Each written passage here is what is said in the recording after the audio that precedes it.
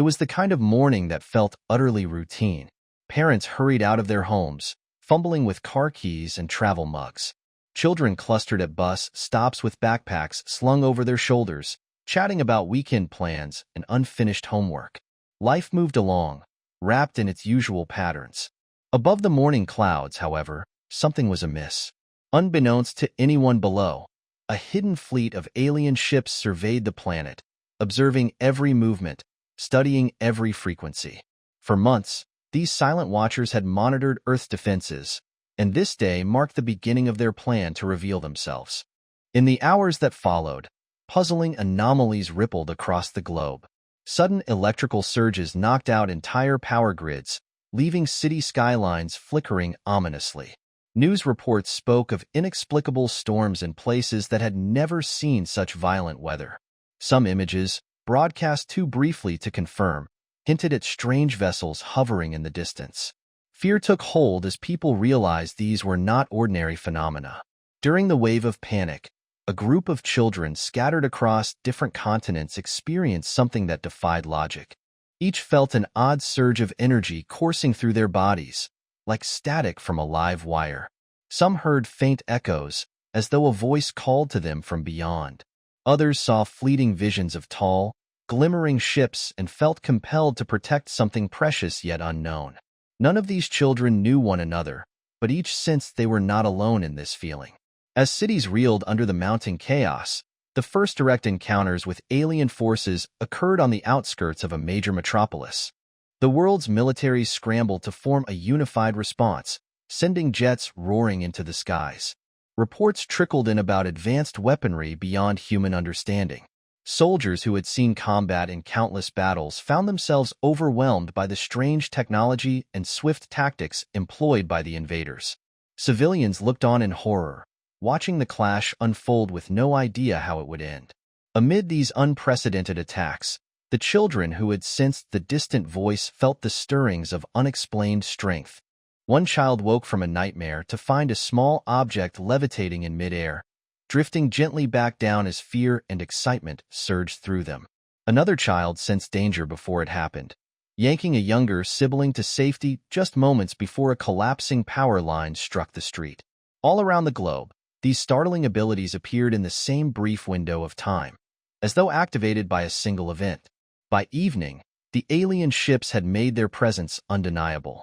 No longer mere rumors or shaky camera phone recordings, they hovered brazenly above devastated areas, daring the world to act. Within high-security conference rooms, military leaders gathered in tense deliberation.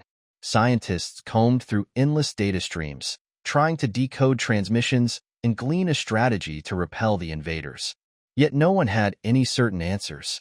Meanwhile, the children struggled with their newfound powers. Some recoiled in fear, desperate to hide what they could do, afraid of being labeled outcasts or experiments. Others embraced the strange sensations, curious and even thrilled at the possibility of becoming something more than ordinary.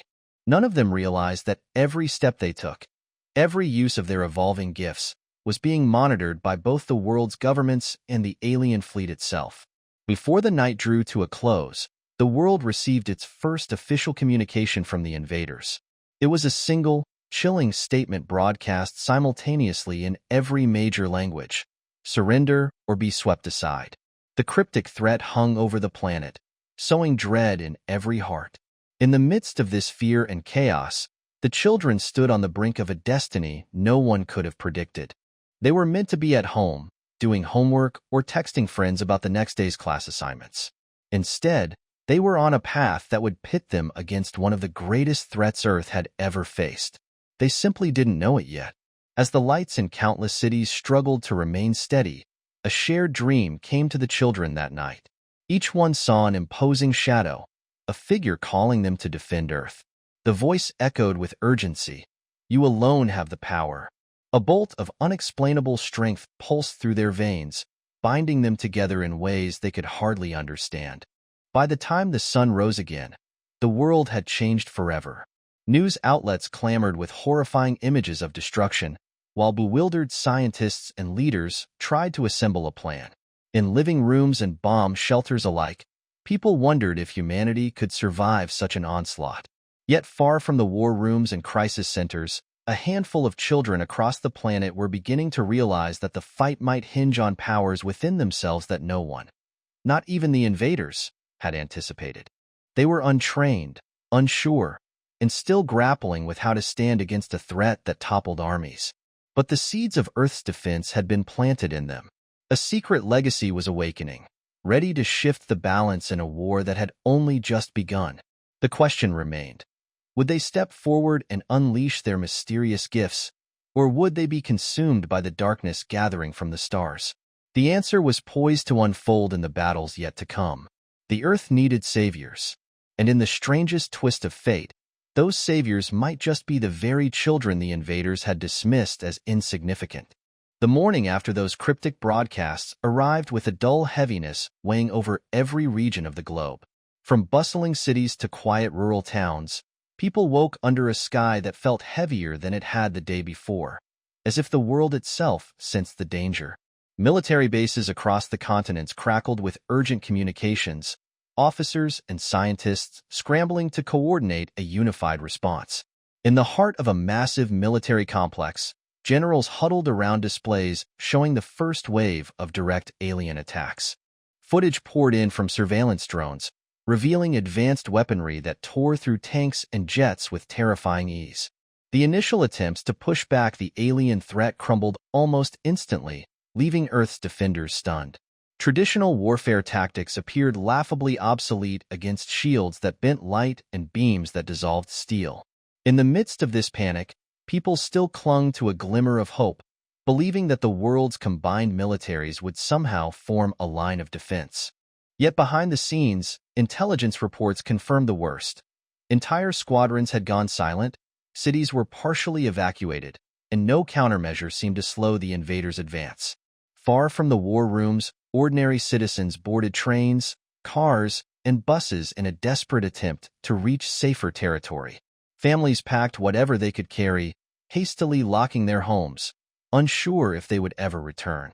Yet even as they fled, something remarkable was happening in the most unexpected quarters, something the aliens themselves had not foreseen.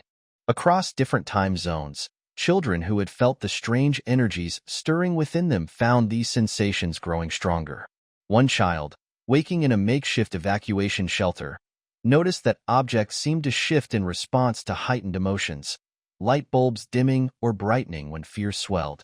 Another, watching the news in a cramped living room, caught sight of an alien drone firing on a group of fleeing civilians and felt a rush of rage that caused the TV screen to flicker and spark.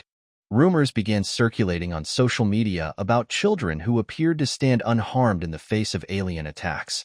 In one corner of the world, emergency responders recounted how a quiet teenager shielded a group of people when an energy blast should have torn them apart. It seemed as though a protective barrier had formed around the young figure, leaving everyone inside unharmed. Medical teams were baffled by the lack of injury. Any adult in the same position would have been vaporized instantly. Government leaders took notice. Calls were made behind closed doors, urging swift examination of these unexplained phenomena. If children possessed some innate resilience, or even immunity, then perhaps they held the key to turning the tide. Yet such an idea appeared almost unthinkable, sending mere children into battle against an enemy that was devastating entire armies. Meanwhile, the alien invasion escalated. Flashes of green and blue lit the skies as energy projectiles cut through the night. Sirens blared across cities, guiding civilians to underground bunkers, while radio broadcasts pleaded for calm. In one particular city, a massive alien destroyer descended, overshadowing tall buildings with a menacing silhouette. Soldiers on the streets aimed their weapons, but they might as well have been throwing stones at a fortress. Amid the chaos, 3 children, none older than 14, found themselves caught in the crossfire while attempting to evacuate with their families. The destroyer's cannons fired a barrage of scorching light, tearing through the city block. Yet these 3 stood unscathed, heartbeats racing, adrenaline surging. One child lifted an arm, as if guided by instinct, and the energy blasts veered off course at the last second, leaving behind only scorched asphalt. Another child, eyes brimming with shock, rushed forward and caught a survivor who had been knocked over by the force of the blast. Their strength, far beyond any normal teenagers, prevented the person from tumbling into a chasm of collapsed concrete. The incident was captured by roving news drones, and within minutes, screens all around the world flashed with footage of children deflecting alien attacks and moving rubble that would be impossible for adults. The stunned onlookers cheered, tears of relief mingling with disbelief. It was the first time an alien weapon had been countered in full public view. Inside the enemy flagship, disguised within layers of clouds, alien commanders studied these live transmissions. A series of harsh, clicking sounds indicated confusion. Their intelligence reports had not predicted this outcome. Their focus had been on neutralizing Earth's conventional defenses, and they had given little thought to the planet's youngest inhabitants. Now, the children were an anomaly that threatened to overturn their carefully laid plans. In the days that followed, pockets of civilian resistance fought valiantly alongside any military support they could muster, but hope was precarious. City after city reported massive damage and heavy casualties. The respite came only when enough distance or strategy forced the alien troops to regroup, but each day brought a new wave of attacks. Amid it all, scientists and governmental officials rushed to identify and gather the children who showed these extraordinary abilities. The once disbelieving authorities now searched furiously for any lead. Online forums and emergency hotlines lit up with tips about children displaying telekinetic powers, heightened senses, or bulletproof-like resistance. Quiet suburbs, cramped refugee camps, and rural farmlands all harbored children who might hold the answers Earth so desperately needed. Yet for the children themselves, this discovery brought its own turmoil. Many were still grappling with fear. Fear of what their powers might mean, and fear of the very real possibility they would be thrust into a war beyond their comprehension. They were torn between the instinct to protect their families and the natural urge to hide from a threat that dwarfed anything they had ever imagined. For the alien invaders, the matter was clear. They would prioritize capturing or exterminating these young anomalies. Their advanced sensors began probing worldwide, attempting to locate every trace of that mysterious energy signature. If they could eliminate these peculiar human children, Earth's defenses would crumble back into manageable chaos. Thus, the stage was set for a conflict unlike any the planet had seen. The first invasion was in full force, devouring cities and toppling armies, but a new spark had appeared. Ordinary life had dissolved into a battlefield, and amid the swirling panic and destructive alien technologies, the extraordinary resilience of children stood as an unlikely beacon. The world watched, terrified and fascinated, as these young warriors emerged. Their first public victories, though few and hard-won, hinted at a power no one had expected, and the invaders quickly realized that Earth's deadliest secret was not locked in government arsenals, but in the hearts and hands of the children themselves. In the aftermath of the first wave of alien attacks, the entire planet found itself caught in a strange paradox of panic and hope. Cities continued to smolder under the invaders' wrath, but word was spreading, quietly at first, about children displaying abilities that defied logic. Stories of a few miraculous rescues and repelled assaults fired the imaginations of everyone from small-town residents to global leaders. High-level government officials, initially skeptical, now urgently sought these extraordinary children. Military intelligence sections compiled spreadsheets of sightings and rumors, while scientists insisted on examining the mysterious energies at play. There was a collective belief that these children might be the key to preventing total annihilation. With Earth's armed forces stretched thin and morale bruised, leaders were desperate for any advantage, however unorthodox it might be. Teams of uniformed personnel began arriving in neighborhoods and shelters, politely but firmly asking parents to allow testing of their children. Portable scanners and specialized equipment measured brainwaves, pulse irregularities, and subtle electromagnetic fields. In some cases, entire families were escorted to secret facilities for further analysis. The process was unsettling. Many parents, fearful and uncertain, hesitated to entrust their children to the same governments that had been unable to halt the alien onslaught. Yet there were moments of surprising unity. In certain locations, towns banded together to protect and support the gifted children in their midst, believing it was the only chance for survival. Local leaders helped organize safe transport to the makeshift training camps. Doctors volunteered their expertise, and community members donated supplies, all hopeful that this new generation of defenders could do what entire armies could not. Soon, a collection of remote bases, some in mountains, others deep underground, became temporary homes for dozens of newly identified children. Barbed wire fences surrounded these locations, and armed guards patrolled the perimeters. Military cargo trucks delivered crates of specialized equipment daily. Within those high-security walls, scientists and generals worked hand in hand, attempting to unravel the mystery behind the children's immunity to alien technology. Some believed the answer lay in human genetics, theorizing that an ancient cosmic influence had somehow awakened. Others suggested that the collective fear unleashed by the invasion triggered a dormant potential in young minds more flexible than those of adults. No single explanation satisfied everyone, and the children remained at the center of a maelstrom of speculation. These young recruits brought with them a tapestry of personalities. Some were lively and brave, excited by the idea of heroism. Others were shy, unsettled, or grappling with the immense burden placed on their shoulders. Friendships formed quickly as children found themselves bound by a shared secret that set them apart from the rest of humanity. Conflicts arose, too. Rivalries flared among those with clashing temperaments or dueling concepts of leadership. In the largest training hall, an old aircraft hangar repurposed for drills, groups of children gathered daily to test and refine their abilities. Military instructors guided them through obstacle courses designed to push their newfound powers. Scientists hovered near the edges, taking notes and collecting data. Electric targets simulated alien blaster technology, forcing the children to practice defensive techniques like energy manipulation or mental shielding.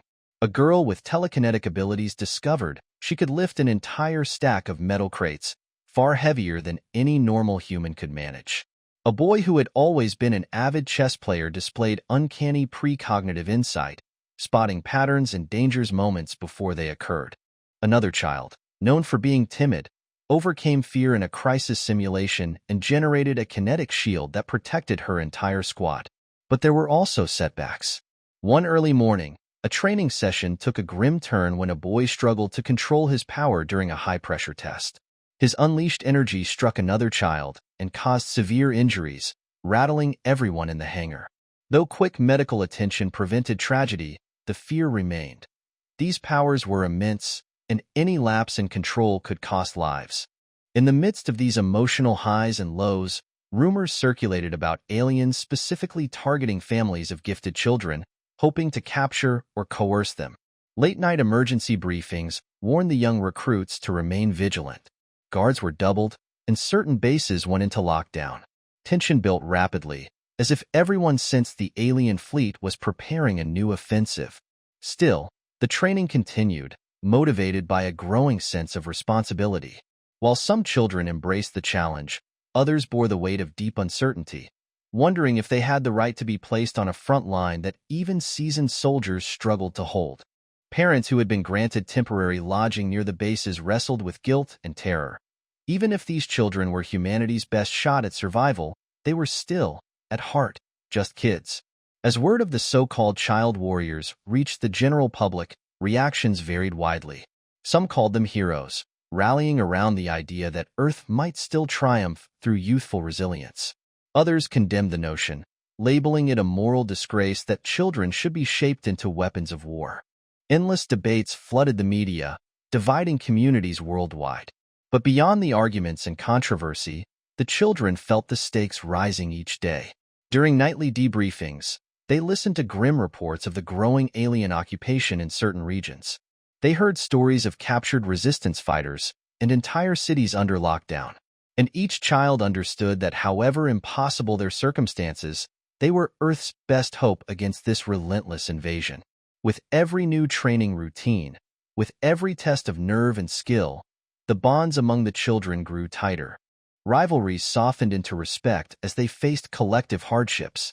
Friendships blossomed into something more akin to brotherhood and sisterhood, forged in a crucible of stress, fear, and unwavering determination to protect the people they loved. The stage was set for the battles yet to come. The children were no longer simply bystanders or frightened evacuees.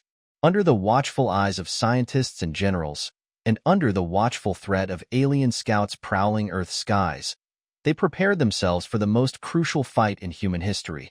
They stood ready, unsure of their own limits, uncertain of whether they could truly stand against armies that had conquered entire worlds. Yet, in that uncertainty lay something the invaders could not predict: unbreakable hope. In these children, Earth found a resilience that defied logic and a courage that burned brightly even in the darkest hour. Together, they would push forward, ready to carve a path that no alien power could easily extinguish. Earth's secret training facilities, previously used for covert operations and advanced scientific research, now echoed with the laughter, tension, and raw potential of the young recruits. The children arrived in phases, delivered by transport planes and military convoys under heavy guard. Once inside, they were introduced to a new reality: rigorous schedules, cutting-edge tests, and a life defined by constant drills to harness powers still strange to them. Days began at dawn with physical exercise. Weary but determined, the children jogged through obstacle courses lined with barbed wire and collapsing walls that tested reflexes.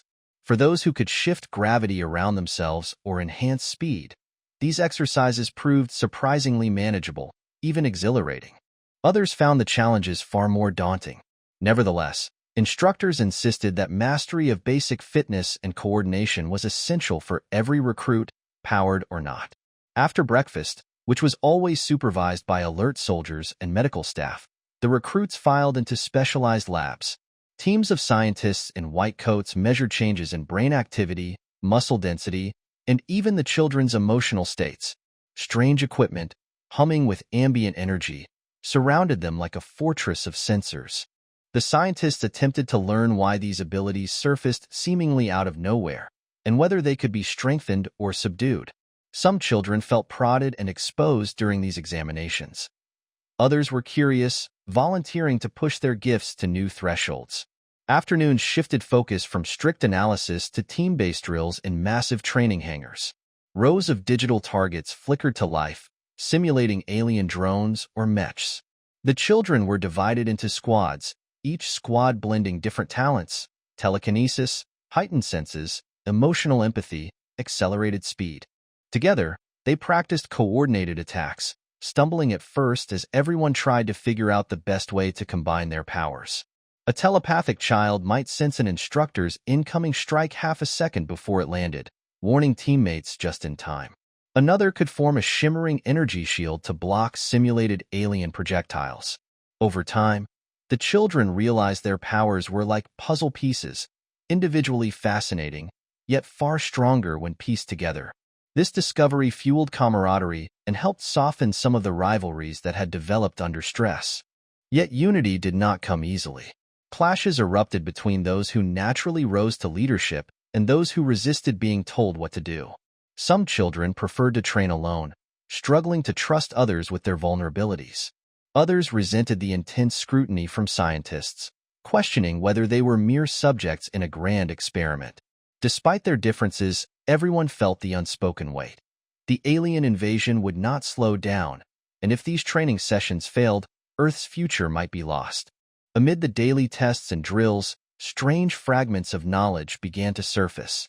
Dreams that several children had experienced separately started to align, each containing similar scenes.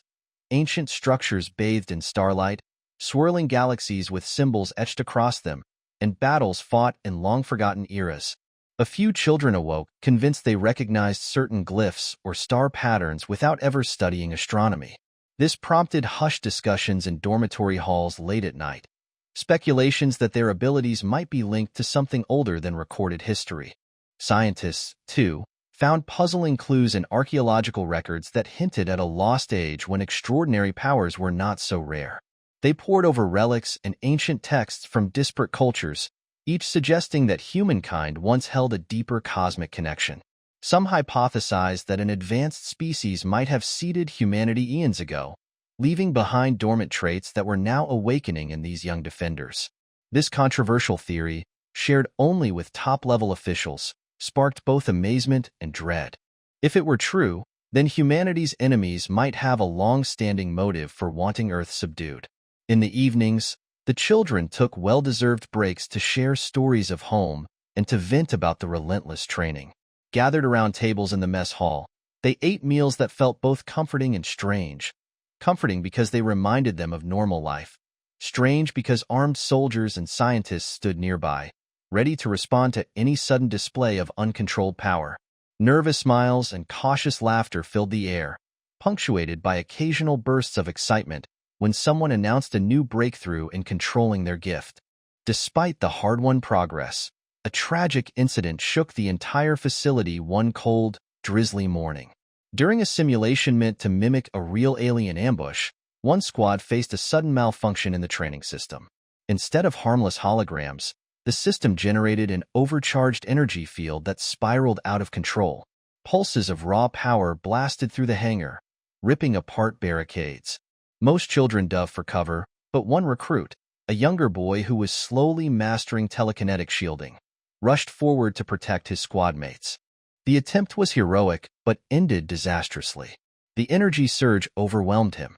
Alarms shrieked, and medical teams scrambled to pull him away from the raging field. When it finally powered down, the child was alive, but in critical condition. Tears and shock gripped everyone, a brutal reminder that their powers were still imperfect and that real combat would be far more unforgiving. The facility fell into a somber hush. Training was temporarily halted so that the systems could be rechecked and the recruits could receive counseling. The near loss of one of their own hardened the children's resolve. Suddenly, the abstract notion of danger felt painfully real. They had come to understand that their greatest strengths could easily become their greatest vulnerabilities if they acted rashly. While the boy lay recovering in a makeshift infirmary, his squad mates took turns keeping vigil, consoling each other with quiet words and tearful embraces.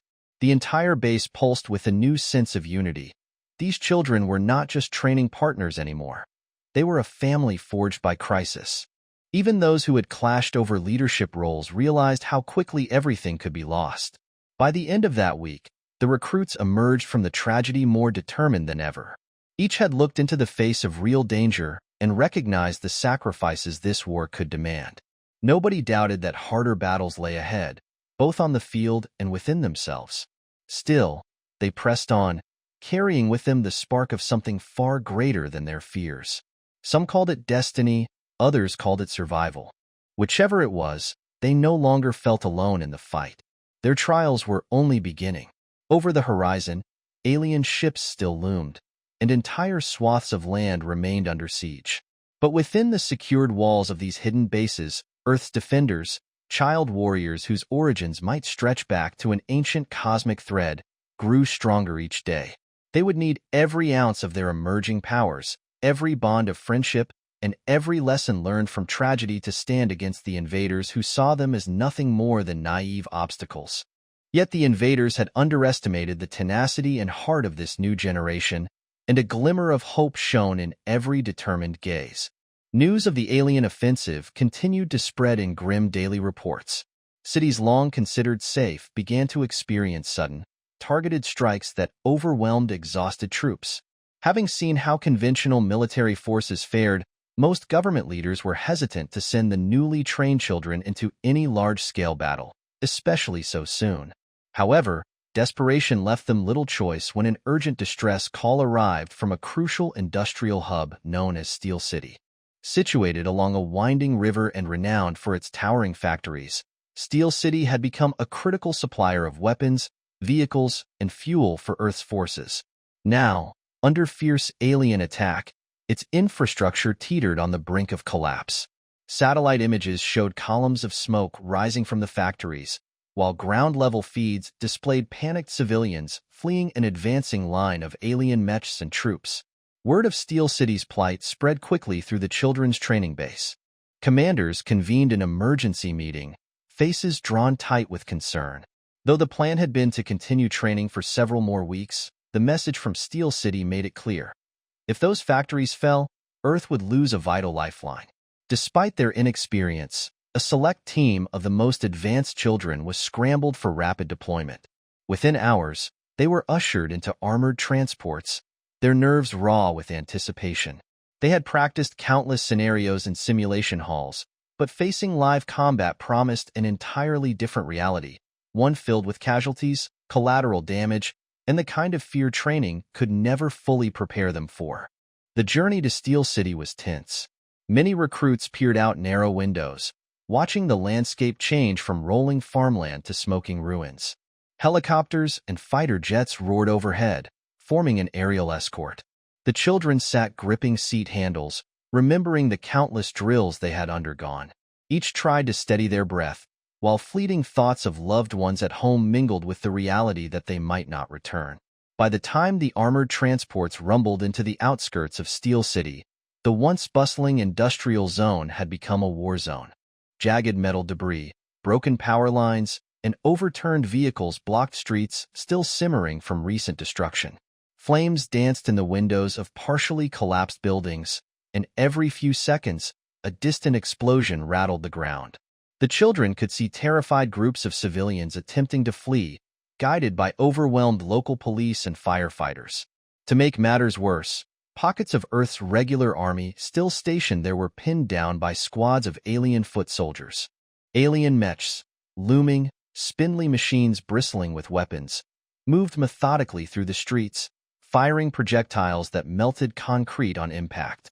These war machines exuded a cold efficiency that sent chills through even the most battle-hardened soldiers. For the children, the first moments were a blur of noise, smoke, and urgency. As soon as they disembarked, they were guided by frantic military officers pointing out critical hotspots. The city square had become a bottleneck where hundreds of civilians remained trapped, pinned by sniper drones perched atop half-ruined skyscrapers. Drawing on their training, the children moved in coordinated squads. One group split off to help evacuate civilians, using telekinetic barriers to protect them from alien fire. Another group confronted the mechs, forming a defensive line. Their mental shields held off a barrage that would have destroyed a standard tank. An older recruit, steady-voiced and calm under pressure, took quick command of the situation. With telepathic clarity, they relayed instructions to the others. Pinpoint the heaviest fighting, isolate the mechs, and cover any vulnerable flanks. Their words rang in the minds of their companions, weaving the team into a synchronized unit. Even so, the scale of destruction was staggering. Steel beams and broken machinery littered the streets. Cries for help and the crackle of energy weapons echoed off hollowed-out factories. Each child felt a mounting pressure to succeed, to stand as the first real line of defense against an overwhelming foe. With adrenaline surging, they found their powers responding in ways never seen during practice, faster, more precise, as though the urgency of the moment coaxed out their full potential. One child, known for manipulating kinetic energy, attempted to shield a collapsing bridge where civilians were trapped. The battered structure groaned under the weight of twisted metal and scorched concrete. Summoning incredible focus, they enveloped the entire span in a shimmering field, holding it steady just long enough for a last group of civilians to scramble off. When they finally released their power, the bridge collapsed into the river below with a thunderous roar, leaving everyone safe on the far bank. Another squad pressed deeper into the city's industrial heart. There, the children confronted the largest of the alien mechs, a mechanical colossus that loomed above the surrounding factories. Flames shot from its weapon ports, and the ground quaked with each step it took. Soldiers who had tried to assault it were scattered across the courtyard, either injured or pinned down behind debris. Yet the children were not deterred. They worked as a team. One unleashed a flurry of psychic blasts to divert its aim, while another used superhuman agility to climb the mech's side, jamming a stolen alien weapon into an exposed joint. At last, the war machine toppled, crashing in a plume of metal shards. The sight of that impossible victory against such a monstrous foe sent ripples of shock and awe through nearby troops and civilians. Cheers broke out, tears mixed with dust-covered faces, and a wave of hope surged through Steel City's embattled defenders. As the fighting raged on, multiple news drones captured these moments, broadcasting live. Viewers around the world watched children standing defiantly amidst the wreckage, wielding abilities that seemed pulled straight from legends. One drone streamed a feed of a young telepathic child directing Allied troops around an ambush, preventing certain disaster. Another lens caught a teenage fighter confronting a cluster of alien foot soldiers single-handedly, disarming them with a blaze of raw energy. By dusk, the alien ground forces began a hasty retreat. The children's unexpected resistance, combined with scattered pockets of determined human soldiers, had turned the tide in Steel City. The day's battle left smoke still billowing in the sky, the streets scarred by combat. Factories were damaged but not entirely lost. Countless civilians survived who would otherwise have perished. For the first time since the invasion began, the world witnessed a major victory, led not by generals and battalions, but by the youngest warriors on the planet. Across the globe, the footage sparked renewed resolve. Streets filled with people watching every second of the live broadcasts, cheering as the alien mechs fell. News anchors, struggling to maintain composure, declared that humanity had found its new heroes. Some spoke of the children's powers as a miracle. Others claimed this was the dawn of a new age, prophesied in ancient texts. No matter the explanation, the children's success in Steel City infused humanity with something it sorely needed: hope. In orbit, the alien commander monitored these developments with mounting alarm. The invasion had been planned meticulously, calculating how Earth's conventional forces would crumble. The idea that children could unravel their strategy was inconceivable. And yet, the evidence was undeniable. With an irritable series of clicks that served as an alien form of anger, the commander issued new orders.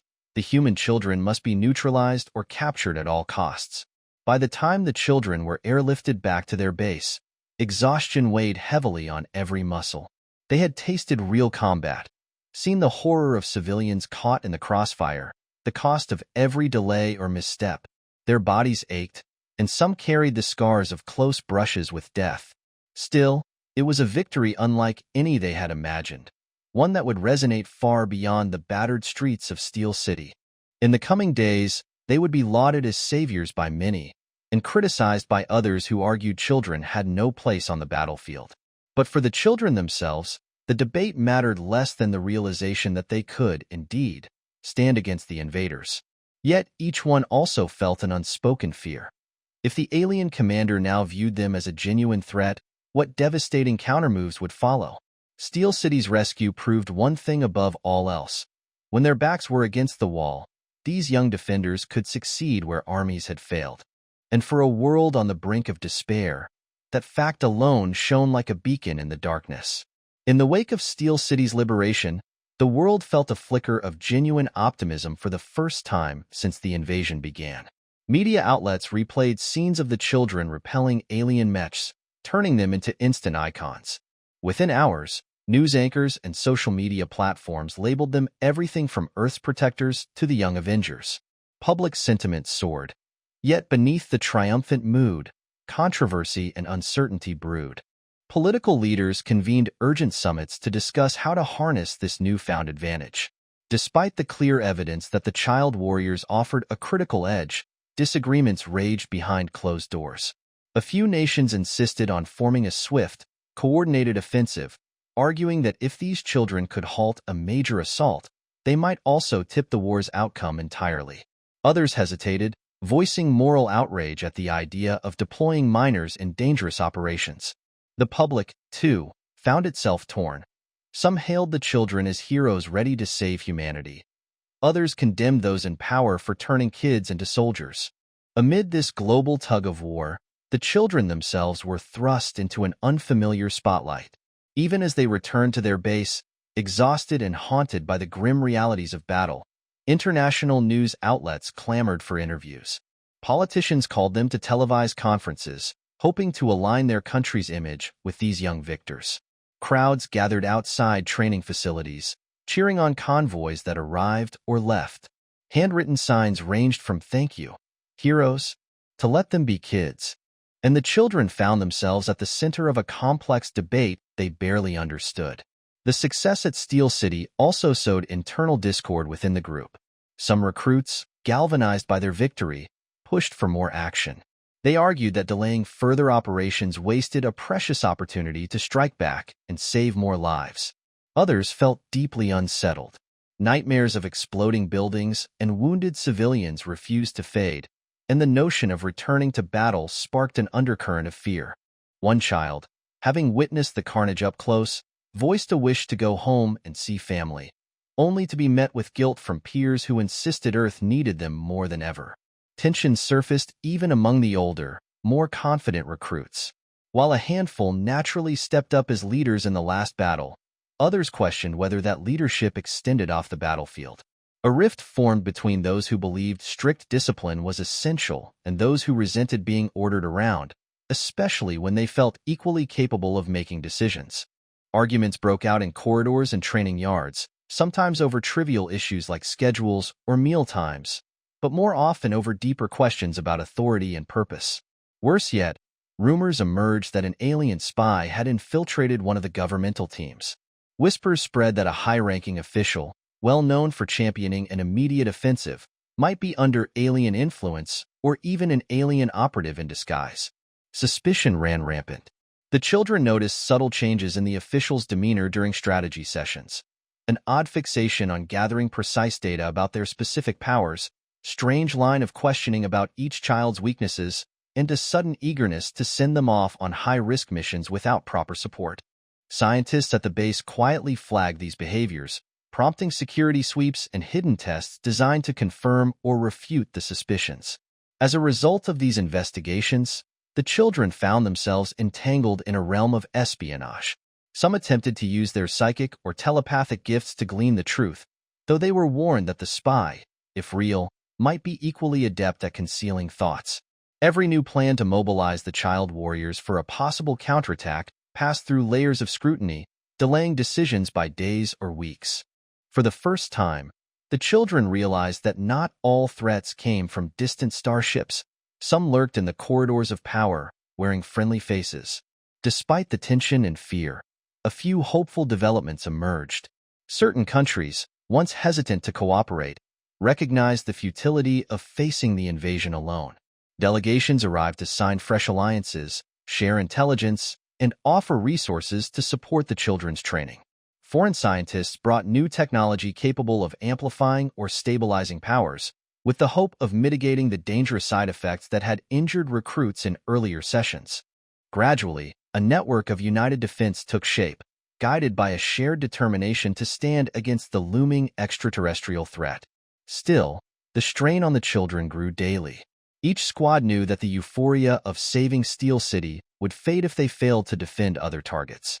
They also understood that any internal divisions or infiltration could prove fatal if the aliens decided to mount a more coordinated assault. With sleepless nights and anxious dawns, they wrestled with questions that had no easy answers. How to fight an enemy that had conquered entire worlds, and how to avoid becoming pawns in a political chess game that only multiplied the risk.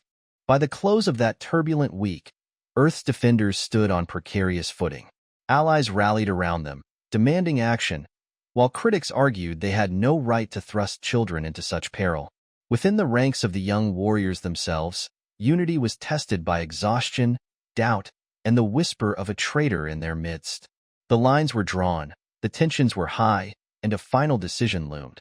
Should they wait and train further, or gamble everything by launching a bold campaign to drive the invaders back, risking the children's safety on a scale none had dared before? In the hush that followed endless debates, the children realized one thing was certain. No matter how adult leaders argued over their fate, the responsibility would fall on them to carry out whatever plan emerged. Their triumph in Steel City had shown the world what they could do, but it also made them targets for both alien aggression and human ambition. The moment to decide their next move, and the fate of Earth itself, was closer than ever. The mounting pressure to launch a full-scale counterattack weighed heavily on everyone's minds. Earth's leaders, watching cities fall or teeter on the brink, debated endlessly over the best course of action. Meanwhile, the children spent long hours in strategy sessions, testing new techniques with scientists and military advisors.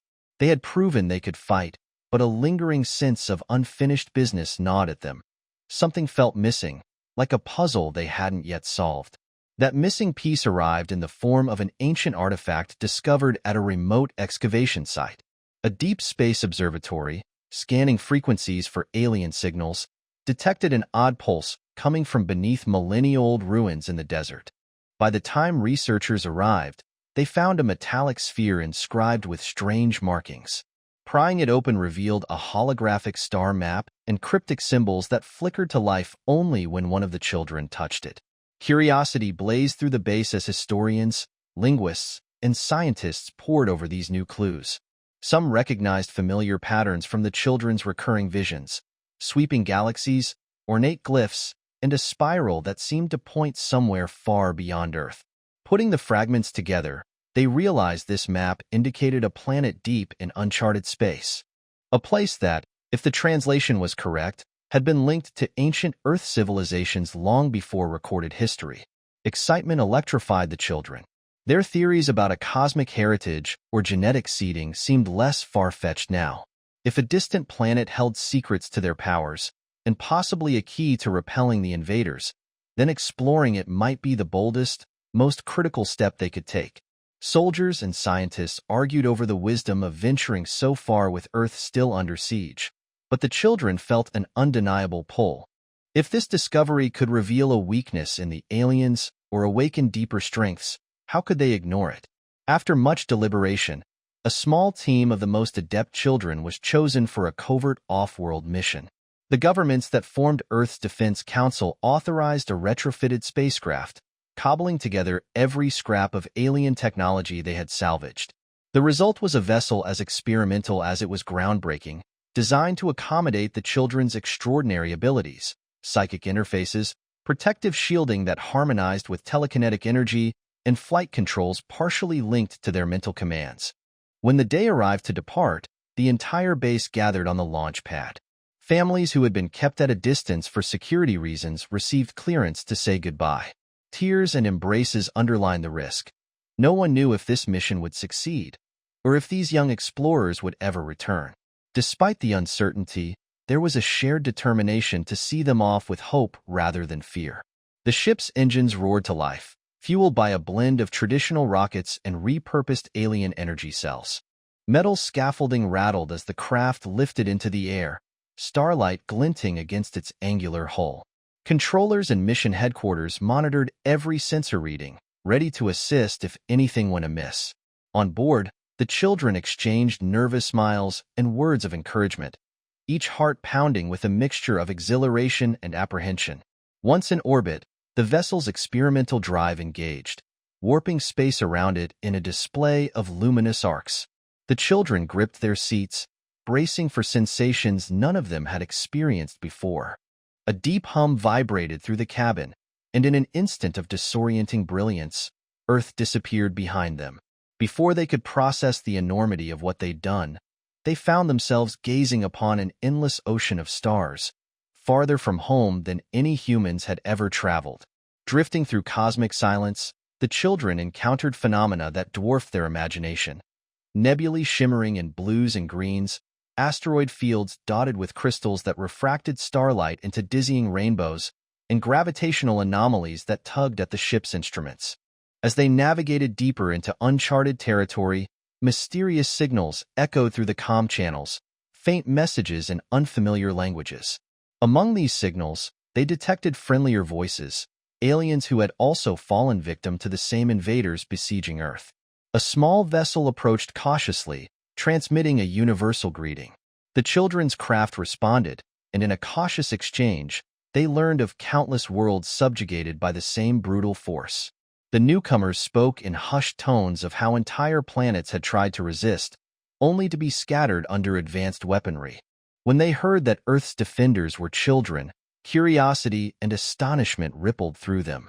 Continuing their journey, the children finally approached the coordinates indicated by the artifact's map. A faint glow emanated from a lone planet orbiting a dying star, a seemingly desolate world, yet still brimming with ancient energy. Touchdown was harrowing. Storms of charged particles raked the atmosphere, forcing the pilots to rely on the children's telekinetic abilities to steady the craft against violent gusts.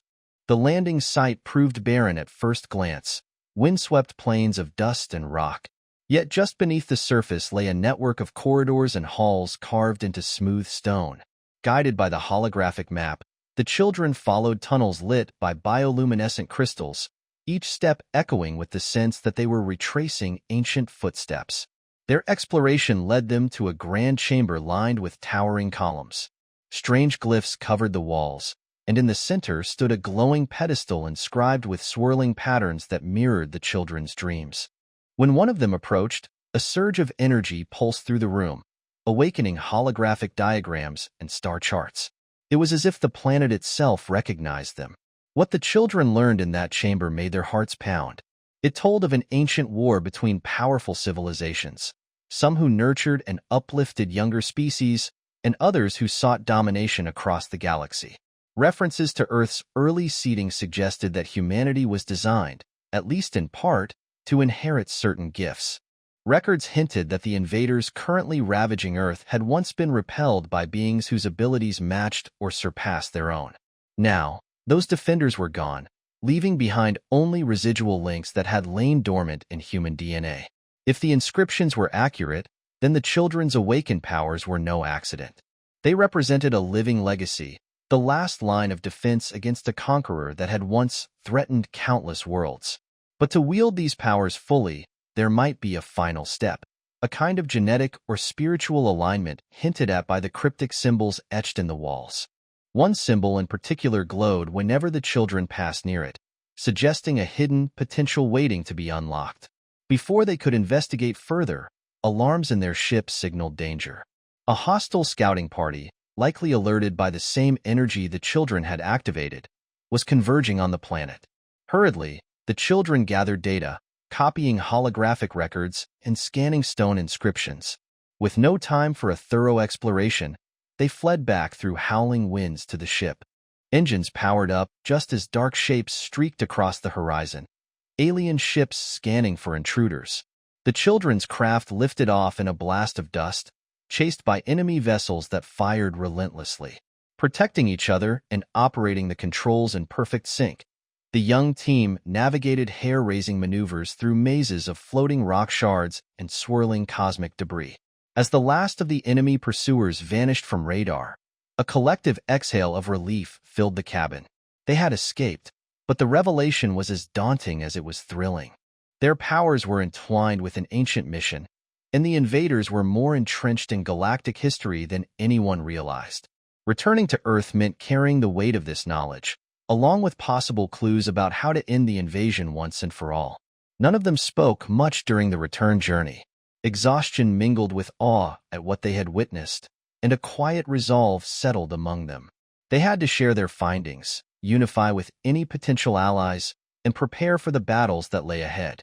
If the old stories carved into alien stone were true, then humanity was never meant to stand alone. And these children were the living link to a power that could finally break the invaders' hold on the galaxy. By the time Earth reappeared as a jewel of blue and green in the void, they knew one chapter of their journey had ended, and another, perhaps even greater, was about to begin. They carried secrets that could reshape the war's outcome, and in the process, reshape the destiny of Earth and all those who called it home. Word of the children's off-world excursion spread rapidly through the secret channels connecting Earth's leadership to a handful of alien contacts. News that a human delegation, consisting largely of children, had ventured deep into uncharted space stirred equal measures of awe and confusion among those watching from afar. More astonishing still were the clues the children brought back. References to an ancient starfaring civilization, the suggestion of humanity's cosmic origins, and hints that the current invaders had once been repelled by powers similar to those the children now wielded. Spurred by these revelations, Earth's allies quietly arranged an audience with the Galician Council, a loosely united forum of alien species scattered across the galaxy. Until recently, the Council had chosen strict neutrality, fearing the invaders' wrath. Yet rumors of child warriors from Earth had kindled fresh curiosity, enough that Council members agreed to hear Earth's plea. It was a fragile opportunity. The slightest misstep might cause the Council to withdraw entirely, leaving Earth isolated in its darkest hour. A small contingent of children, along with a handful of trusted Earth diplomats and scientists, boarded a hastily upgraded starship for the journey to the Council's assembly point. During their transit through hyperspace corridors, the children studied everything they knew about these alien cultures, ancient customs, forms of greeting, and the complex history of alliances and betrayals that had shaped the region's politics. Even so, none felt truly prepared to speak on behalf of humanity in a galactic forum of species that had experienced worlds far older and mightier than Earth. At last, they arrived at the Council's orbital station, a colossal structure encircling a violet-hued gas giant. Ships of various designs and sizes approached and departed from docking bays spread across its metallic surface. When the Earth delegation's craft settled into a designated berth, they stepped out into corridors lined with panels that emitted a soft, multicolored glow. Guards from multiple species stood watch, some tall and insectoid, others reptilian, and still others with lean, humanoid frames. Wide, unblinking eyes studied the new arrivals with caution and curiosity. The council hall itself was a marvel of alien architecture, a massive chamber shaped by spiraling walkways and floating platforms that allowed delegates from worlds with different atmospheres to attend. High above, luminescent orbs pulsed in patterns that served as part lighting, part communication. Dozens of species convened in clusters, conversing through a variety of devices or telepathic interfaces. When the children's presence was announced, a hush rippled through the chamber. Many delegates leaned forward, eager to catch a glimpse of these rumored prodigies who had defied an enemy that even the council dared not confront openly. Whispers in unknown languages mingled with translations that flickered through universal translators, weaving a tapestry of surprise, skepticism, and, among a few, veiled apprehension. A senior member of the council, representing a species known for their ancient scholarship, offered a formal greeting. In measured tones, they invited the children to present their case. The Earth delegation spoke of the devastation wrought by the invaders, describing once thriving cities reduced to rubble, populations forced into hiding, and entire cultures on the brink of collapse. They detailed how the children's newfound powers had offered hope, but also confessed that Earth alone could not withstand such a vast empire forever. Drawing on the lore discovered in the hidden ruins, the children argued that this invasion threatened more than just Earth. The ancient records implied the invaders' conquest had once set the galaxy ablaze, and that even the mightiest worlds had fallen unless they united. Their plea was simple: the galaxy could not remain neutral forever.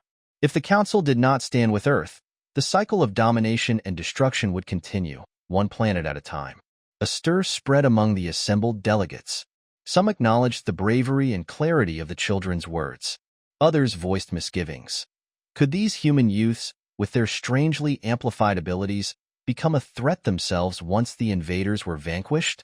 What if Earth used the Council's aid to seize power? Suspicions flared in corners of the chamber, revealing deep-seated fears of tipping the delicate balance of power in the galaxy. Moments later, an unexpected challenge came from a faction rumored to have ties to the invaders. Their representative, clad in a sleek, dark robe, stepped forward and proposed an alternative: that the Council should not risk open war, but instead negotiate a truce with the invaders, offering Earth's children as bargaining chips. A hush of shock fell across the hall. The logic was cold and pragmatic. If the children were indeed potent enough to trouble the invaders, surrendering them might ensure the rest of the galaxy remained undisturbed. Outrage erupted, not just from the Earth delegation but from several other species who saw the cruelty in such a plan. A heated debate followed, threatening to fracture the assembly. High above on an elevated platform, the Council's presiding figure struggled to restore order. In the chaos, subtle signals passed between robed figures allied with the dissenting faction. The children's telepathic sense picked up a thread of intent, a plan to betray Earth's delegation right then and there, handing them over to the invaders' agents. Realizing the imminent danger, the children acted swiftly. One of their strongest telepaths broadcast a warning, exposing the traitor's plan in front of everyone. Then, like a spark in a powder keg, the conspirators unleashed a hidden strike. An energy field crackled across the chamber, aimed at trapping the Earth delegation. Cries of alarm echoed throughout the hall as unsuspecting council members darted for safety. In the heart of the conflict, the children worked together with remarkable precision. Telekinetic barriers deflected arcs of energy that would have collapsed entire platforms. A psychic wave of concussive force scattered the robed assailants, preventing them from locking their trap. Delegates watched in awe and confusion, their worst fears and highest hopes crashing together in a single, intense moment. Seizing a narrow window, the Earth delegation, now forced to retreat, rushed toward an exit, dodging attacks that ricocheted off pillars and railings. Alarms blared throughout the station. Some council members tried to intervene, uncertain whether to stop the children or help them, but the children were determined to break free before the conspirators could rally. They escaped down labyrinthine corridors, guided by the telepathic child who sensed hostility lurking around each turn. After a tense chase, they reached their ship in the docking bay. Engines roared to life, and the vessel launched away from the station in a burst of propulsion.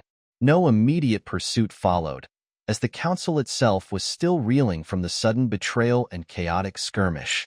Safely outside the station's perimeter, the children paused to catch their breath, their hearts pounding from the shock of nearly being captured. In communications with a few sympathetic council members who had managed to secure private channels, they learned that a significant portion of the assembly was outraged by the betrayal and now saw Earth's plight in a new light. Some had pledged to help discreetly, promising weapons, intel, or safe harbors.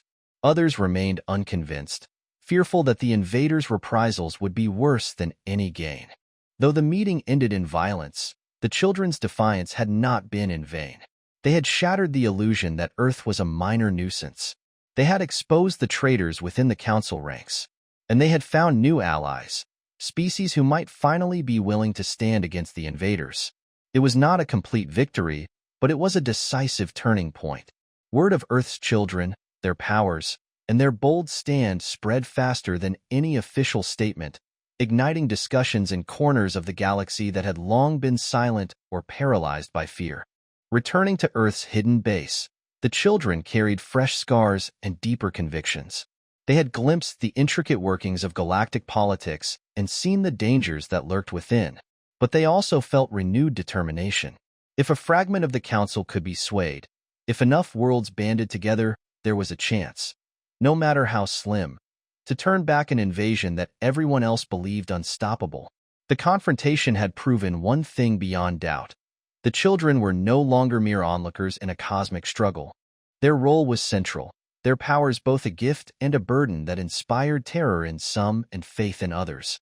The question was how far they would go to unify this fractured galaxy, and whether their own unity would hold firm under the mounting pressures that lay ahead.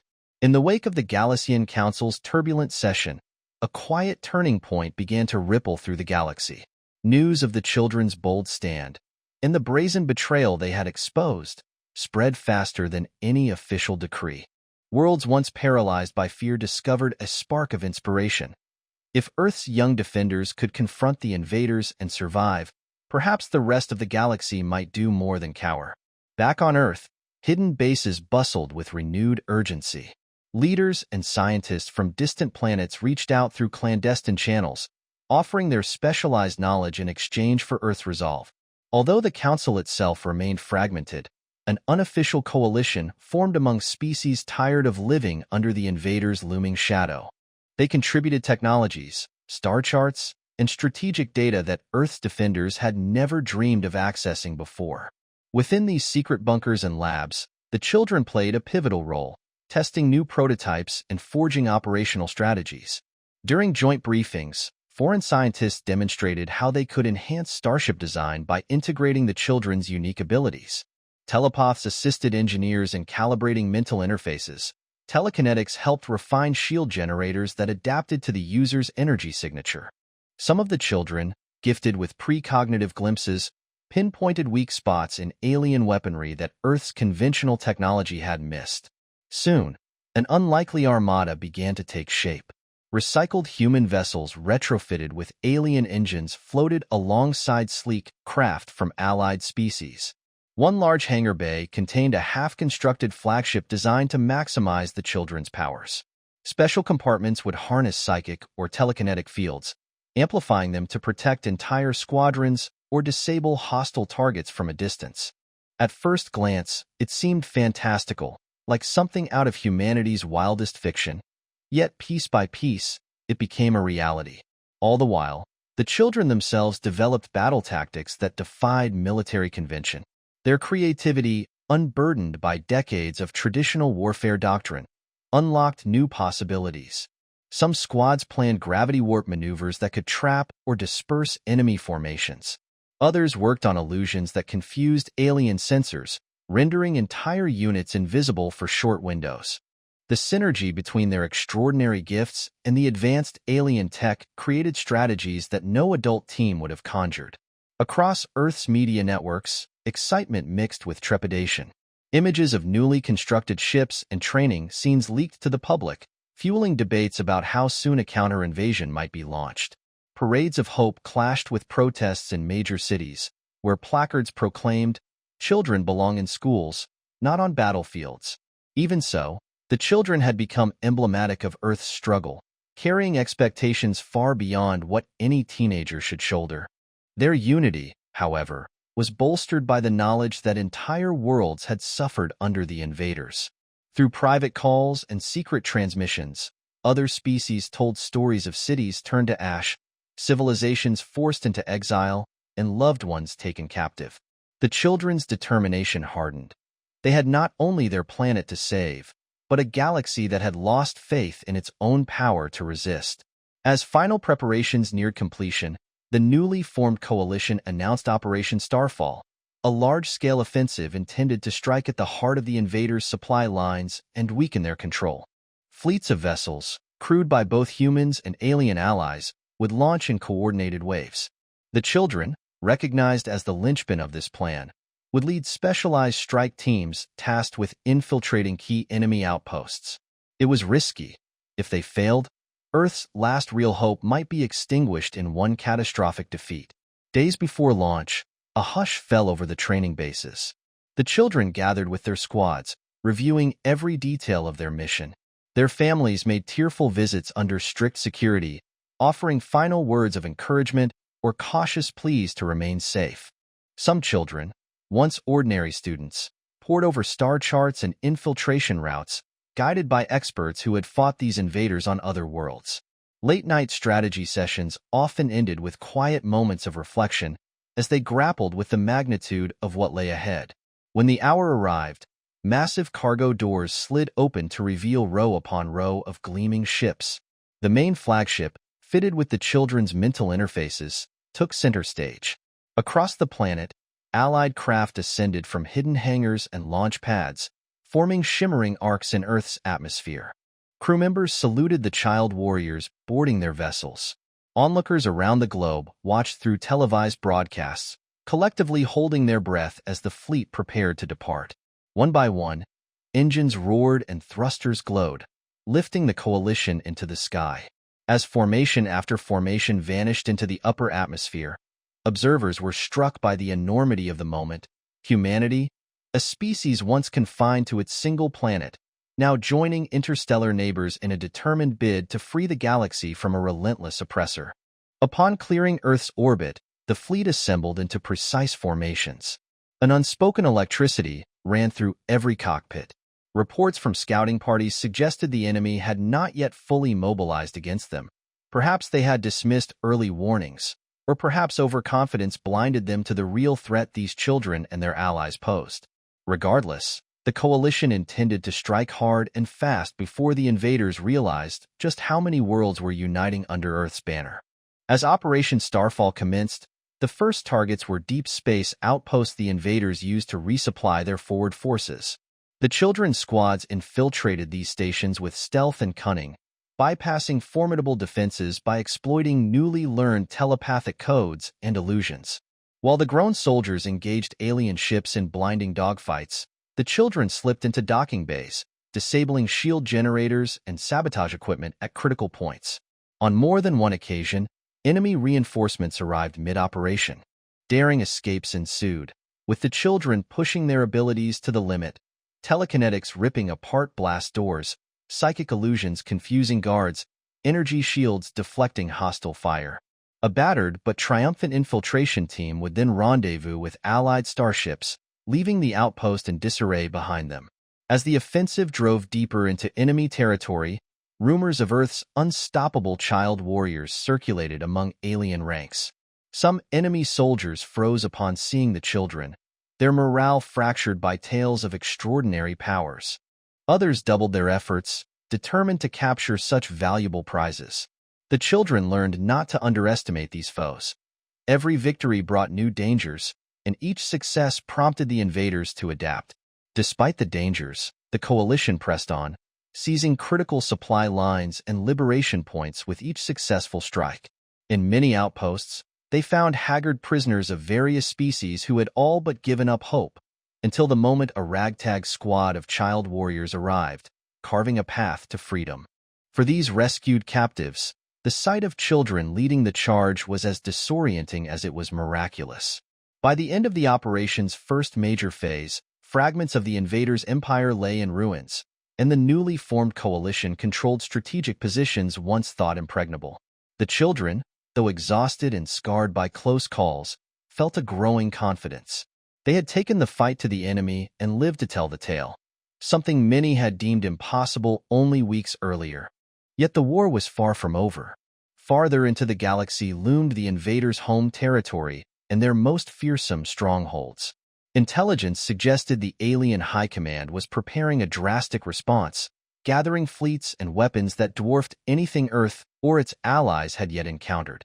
The children sensed a final confrontation on the horizon, one that would test every alliance, every new technology, and every ounce of courage they had gained. For now, though, the galaxy stirred with renewed spirit. Planet by planet, a whisper began to catch fire. That maybe, just maybe, this young coalition, led by Earth's extraordinary children, could ignite a revolution against an empire that had once seemed invincible. An uneasy calm stretched across the Allied fleet as it prepared for the final, decisive assault. Months of relentless campaigning had brought Earth's child warriors and their galactic allies to the threshold of the invaders' main stronghold, a fortress planet hidden in the swirling mists of a distant star system. Recon drones reported colossal defense grids, overlapping energy shields, and orbital cannons capable of tearing entire ships apart. Yet there could be no turning back. Every inch of progress thus far, every liberation, every rescue, led to this confrontation. The coalition's highest commanders stood in the dim glow of a war room aboard the flagship, finalizing their strategy. On the tactical map, the invaders' defenses formed a wall of red blips encircling the fortress. The children, now seasoned veterans despite their youth, contributed bold ideas. Swift feints, illusions to scramble enemy sensors, and psychic infiltration teams to disable critical systems from the inside. The plan would demand flawless cooperation, and for many, it might be the last mission they ever undertook. As the Allied armada emerged from hyperspace, the invaders' defensive turrets opened fire immediately, streaking the void with blinding arcs of energy. Dozens of coalition fighters soared into formations, returning fire in spectacular fusillades. Great capital ships from various species hammered away at the fortress's orbiting platforms, each side exchanging devastating blows. Beneath the chaos, the children's strike teams moved with swift precision. Guided by telepaths who perceived cracks in enemy formations, they slipped through small openings in the defense grid. Some squads landed on the fortress planet's surface, while others infiltrated orbital stations that powered the planet's shields. Each team carried the weight of an entire galaxy's hope on their shoulders, forcing themselves to focus even as fear pulsed in the back of their minds. On the planet's surface, the invaders had constructed labyrinthine strongholds bristling with automated turrets and elite alien troopers. Metal corridors echoed with boots and alarms, the air charged by the hum of advanced weaponry. One child with heightened senses led their squad down winding passages, carefully skirting patrolling sentries. Another used telekinetic bursts to clear barricades or deflect lethal blasts, keeping teammates alive step by harrowing step. Along the way, they encountered captives, humans and aliens alike, imprisoned for who knew how long. Some were barely conscious, battered by experimentation or forced labor. Liberating them provided a grim reminder of what they fought for: to end an empire that thrived on cruelty and subjugation. Meanwhile, Far above, entire sections of the Allied fleet crumbled under punishing enemy fire. Pilots and captains exchanged desperate messages, calling for reinforcements. The thick cluster of orbital cannons dealt catastrophic damage to even the largest starships. Only relentless teamwork and the children's illusions, projected to fool targeting systems, kept the coalition from being annihilated outright.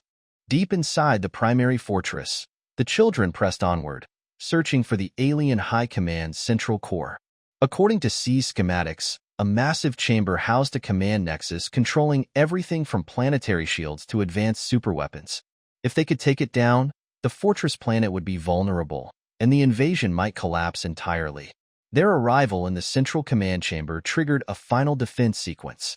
Towering doors ground shut behind them, sealing them in with the alien commander. A tall, ominous figure draped in regal armor, flanked by elite guards. The children braced themselves.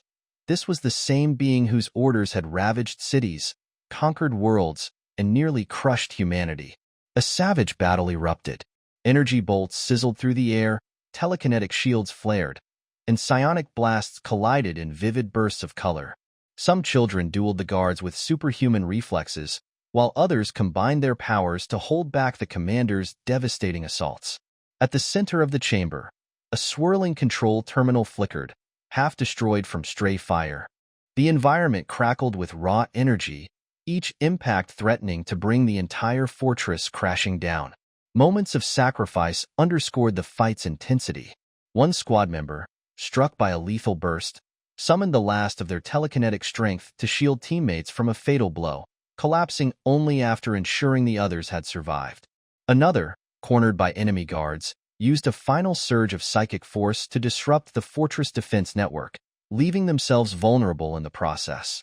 The children fought on with tears in their eyes, hearts pounding, refusing to let loss or grief break their spirit. At last, the alien commander and the child who had most grown into a leadership role faced each other. Their confrontation was as much a clash of wills as of powers. One side fueled by centuries of conquest, the other by a fierce yearning to protect. In a storm of psychic energy and swirling debris, the child unleashed abilities that resonated with the ancient inheritance discovered on the distant planet. A surge of unity and determination washed through them, magnified by every friend and ally who fought beside them. With a final, defiant cry, they overcame the commander's ferocious defenses. The alien, reeling, made one last desperate attempt to strike back. But in that pivotal moment, the child's power, honed by countless battles and the unyielding desire to save all those who suffered, stripped away the commander's energy field.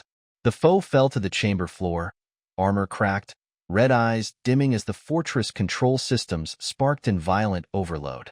Across the planet, screens and monitors went blank. Orbital cannons powered down.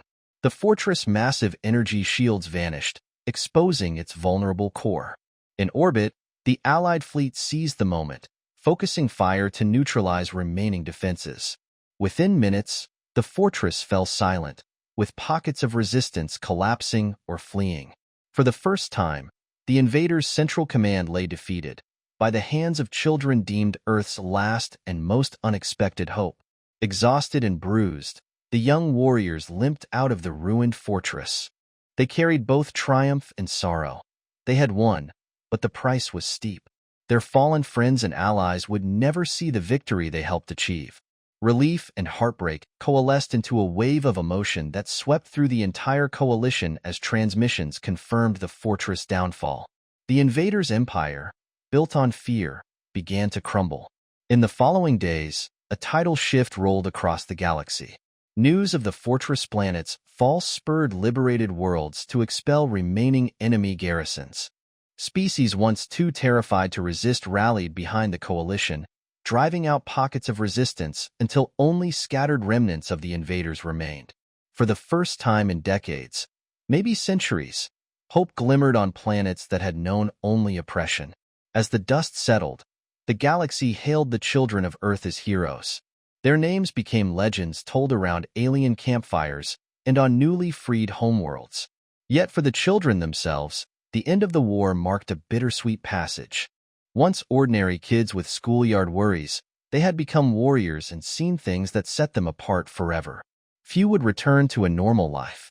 Some chose to stay in space, aiding allied worlds in rebuilding. Others went home, determined to cherish the peace they had fought so fiercely to protect, even if it meant grappling with memories that would never truly fade. On Earth, a series of memorials honored the sacrifices made during the invasion. Monuments rose in once ravaged cities, bearing the names of those who had laid down their lives, both children and adults. Speeches emphasized unity, how diverse nations and even alien species stood side by side, forging an alliance that toppled what once seemed invincible.